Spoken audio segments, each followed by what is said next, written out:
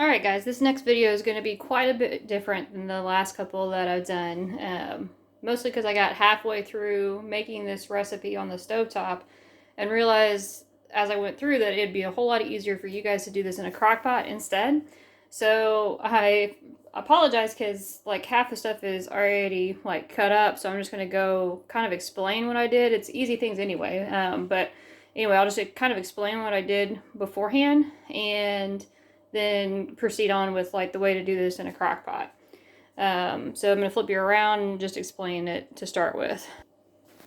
Alright, so here I have the makings of chili con carne, which is just a fancy way of saying chili. You'll notice that I've already started to cut up the onions and the peppers. I've got the kidney beans drained off here and rinsed a little bit. All my spices that I'm going to use are already pre-measured in one little tub here, along with tomato paste that's already measured. Incidentally, for those, have some tools here that might be beneficial for you guys that we could probably get you, especially for in terms of space savers and stuff. So I have my spice rack is a metallic one on the back wall behind my stovetop here.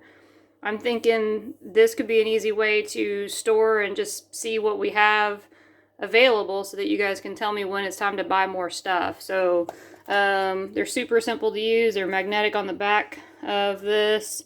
There's little slots in them if you want to just use them as a shaker or a pour spout, and of course the lid comes off so you can get a spoon in there to measure them. So that's something that we could potentially use for you guys.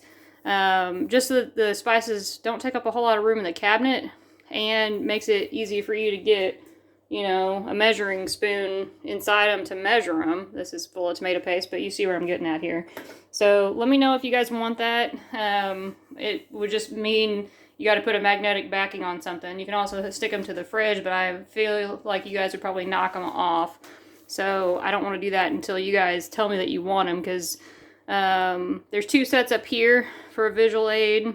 A set of them was probably, I think they were like 20 bucks for a set. There's two sets, like I said. So it's worth the investment for me, so I don't have to hunt through my cabinet every time I want to go look and see for if I am in need of something. But anyway, it's up to you. Alright, so next thing, another thing that I have that's a cool tool that we can't have immediately available for you guys, you'll have to do something different with. So this is a everyday rock crock from Pampered Chef, and I literally use this every day to cook with. I don't even have a spot in the cupboard for it because it just stays on the stovetop. It won't work for you guys yet because all we have is the induction top, and it's a ceramic bottom to this thing, or excuse me, stoneware ceramic. I'm not exactly, anyway, it won't work on an induction top because you need either steel or a special type of stainless steel for it to work on that. So once you guys have it set up for the grill, you can put it on a grill. It's obviously safe to put on the stove top. You can stick it in the oven, or like I'm about to use for today, there's also, like, watch out for my laundry going here. It's just funny, kind of funny. I'm also going to use what we have here as a rock crock stand. So this basically makes it a crock pot as well. So just the low, high, and warm settings for this. If anybody from Pampered Chef ever watches this, it'd be really helpful to have something, an auto-off timer on these, or automatically lower it down to warm, because it's that's the only thing that I dislike about it. Anyway, so I thought I'd explain these in case you guys want similar tools. We can look into getting those for you too. Or we can just proceed on with the recipe, and I'll give you what I expect you guys to do with them. So, anyway, so the next thing that I'm going to do is turn you around so I can use actual hands with this. There we go. Alright, so I'm going to turn the heat on over here. And the only thing I'm going to do with this is brown up the meat.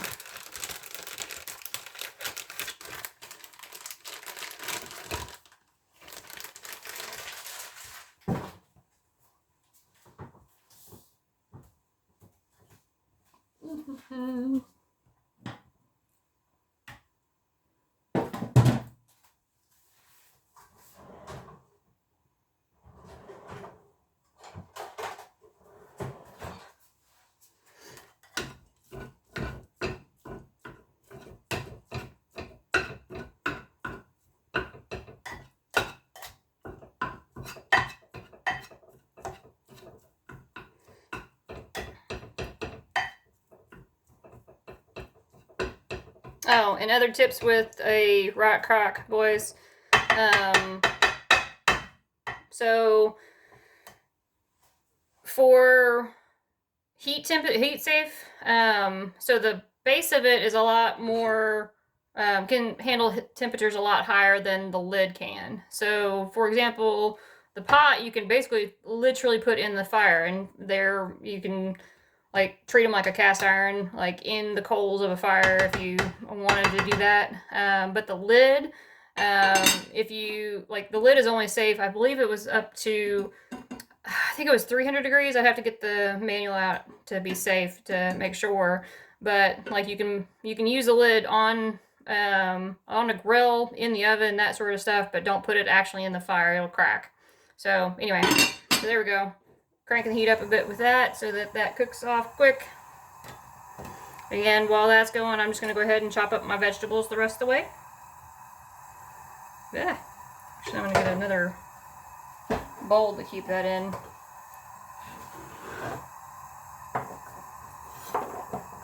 Getting to be too much for me here.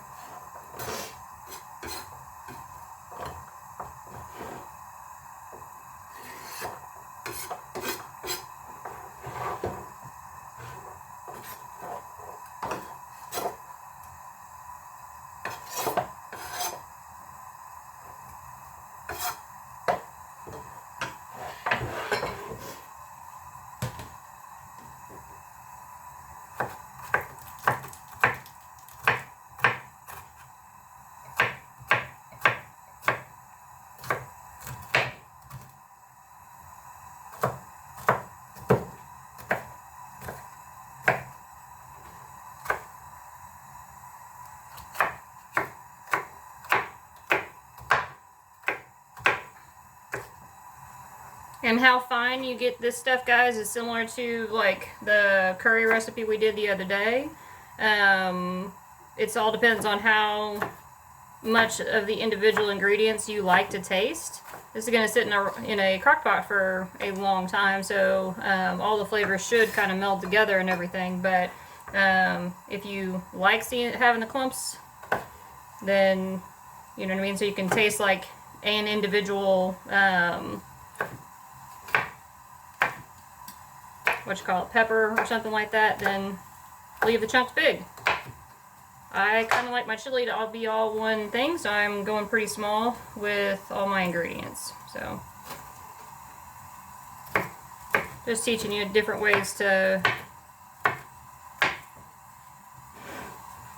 make food the way that you like it versus just putting up with one individual way of doing business.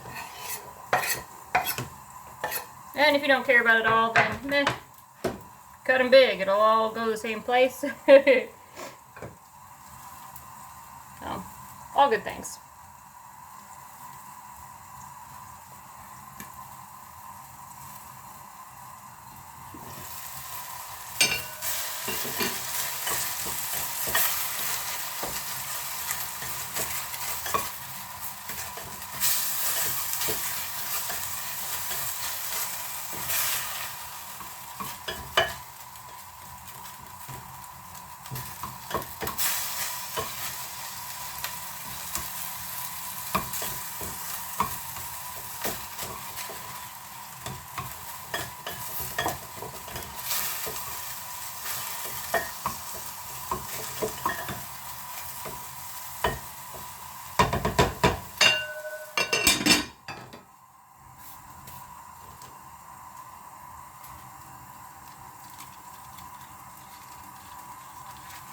Alright, so this little beef bouillon cube that I'm cutting up here, the stuff that you guys have over there, I think we're going to have granule kind, so you don't have to chop up yours. This I'm just chopping ahead of time so that it gets a little bit better incorporated throughout the sauce that we work on.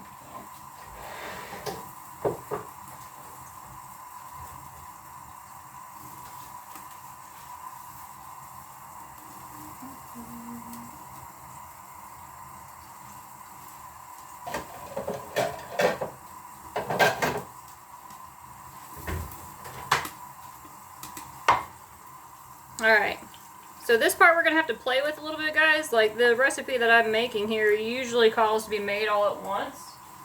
So the amount of water I'm putting in it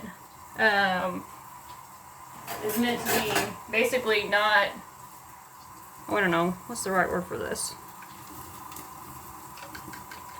It's not there to, like, prevent stuff from burning. It's meant to be there to add substance to it. So I think that's the easiest way to explain. We might have to adjust the water a little bit as we make it for you, since we're doing it in the crock pot instead. But for right now, I'm going to go with the same quantity, about 250 ml. Translates to about a cup of water. Alright, so there's my beef all browned up.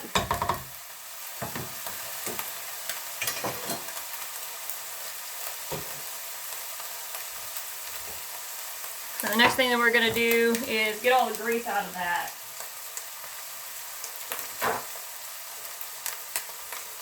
Or as much grease as we can. The last thing you want is like a shimmering pile of grease on the top of everything that you've got in a crock pot. Okay? So here, this depends on how much grease there is in your pot. Depends on the quality of beef that we get you guys. So there's not a whole lot in here. So I'm not going to go crazy and get like a colander in a jar or anything like that to keep it in. I'm just going to throw it on a plate. Ooh. Because one little napkin should get us to where we're about good to go.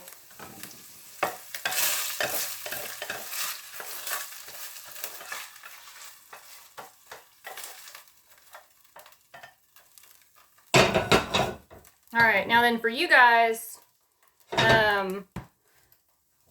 you're not going to need to clean out the pot any better than it already is, because your pan you're not going to use. You're going to just throw it right into a all this is going to go in a crock pot instead. But for me, since I'm using this, I'm going to soak up a little bit more of the grease that's in this pan too. You can see it got quite a bit out of there. So again, I don't end up with the sheen of grease there afterwards. Okay, so now before I put the meat back in there, I'm going to put the beef stock that I just made in there. Oh goodness. Didn't get it all dissolved. Try to do better than I did, guys. Look at that. Ugh. Yours will probably be easier because yours will be granules instead of a solid chunk. But you see why I cut it up beforehand, trying to prevent that as much as I could.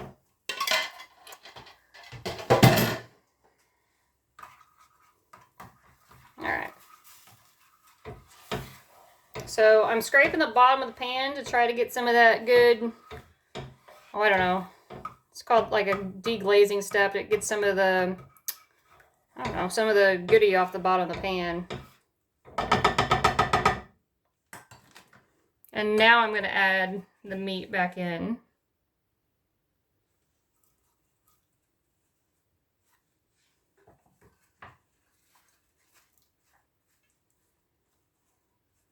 Okay. Throw in the spices. Tomato paste.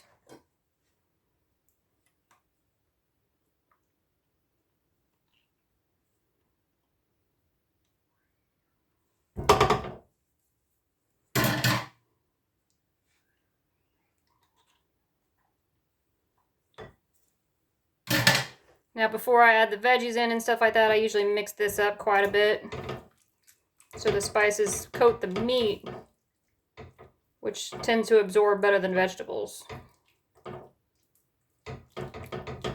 just pushing that around until the tomato paste is kind of dissolved in there.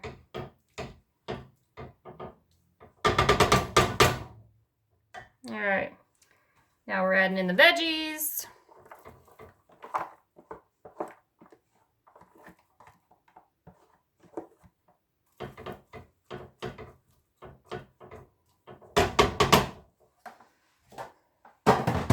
And the beans. All right. Getting all that good and stirred up.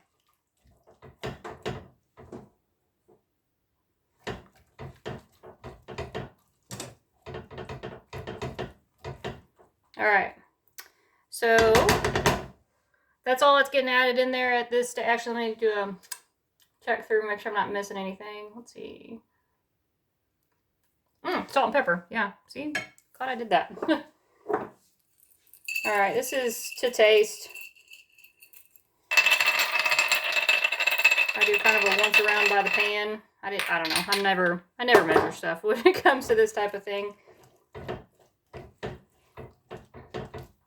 People can salt and pepper their own food, but this just helps it like soak into your recipe a little bit better. All right. Now then, here's a good time to chat about the consistency of this. All right, so have a look. So like I said, this recipe that I've got is meant for just cooking it straight away now. Like as in, I probably, like if I were just leaving this on the stovetop, I'd just keep cooking this until everything's all hot through and everything like that. But since we're doing this in the crock pot, I'm afraid there's not going to be enough liquid. See, if I just pull this away, you can see just it barely coating the bottom layer down here, right? So that's going to burn if I put it in the crock pot and just let it go all day. So I'm going to add a little bit more water in, about a half a cup. I'm going to do this in increments to see how that looks. All right, see, that looks a lot better. You see now it's like all the way, it's basically covering up to the, almost to the top of the food that's in here. This matters when it's individual ingredients like this. Doesn't matter so much if you're like cooking a whole chicken or something like that in the crock pot, but for this, like it needs to be good and emulsified like that, or good and submerged. Okay, so now I'm going to put that in. Oh, it's a little hot on the side, so careful what you do there. I'm going to throw that over here in my rack cart stands.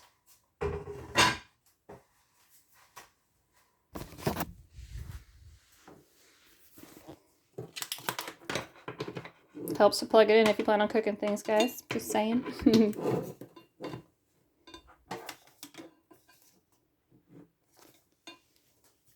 All right. And for this, we're going to cook it on low for about 6 hours or high for 4. So it depends on how early you start your day, on how long you cook that for. So you notice the only thing that we actually cooked right now was the ground beef. Everything else is just chopped and measured up and thrown in the crock pot and called good, right?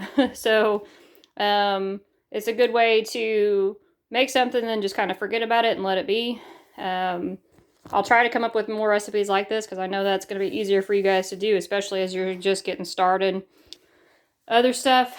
Oh, so what I'm going to make with this. Oh, I flipped that around too early. So, so here, the other piece that I'll do sometime throughout this day is to get my toppings ready to go. So, I'm going to top it with some green onion. Don't use the stuff that's kind of wilted away, so just peel that off, of course.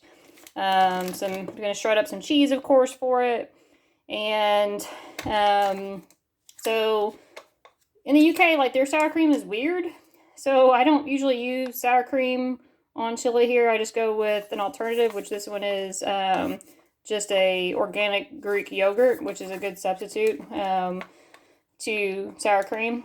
What else? Oh, and of course, like serve it either, like I'm going to serve it over rice, which is a good way to get decent carbs in you, especially if you use brown rice instead of the white rice. So, yep, just get that going when you guys get home so that you can serve it over the top of it. And I think that's it for this recipe. So, love you guys. Talk to you later. Bye.